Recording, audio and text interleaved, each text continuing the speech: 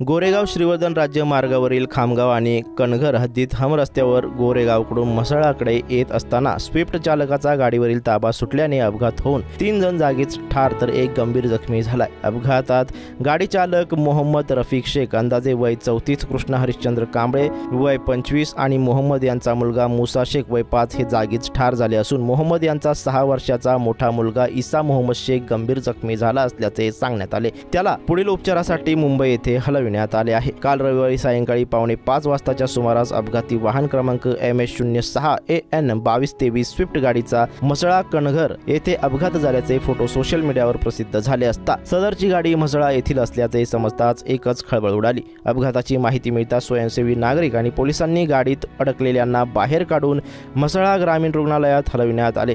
घटनास्थळी अपघाताची तीव्रता पाहता प्रत्यक्षदर्शी गाडीचा वेग जास्त असल्याने गाडी चालक मोहम्मद याचा गाडीवरील ताबा सुटल्याने त्याचा सहकारी कृष्णा कांबळे आणि त्याचा मुलगा मुसा याचा करदंका ठरलाय। अपघात प्रकरणी म्हसळा आणि माणगाव तालुक्यातील गोरेगाव पोलिसांनी गतीने मदत कार्य सुरू करत पंचनामा व तपास सुरू असल्याचं सांगण्यात आलं आहे।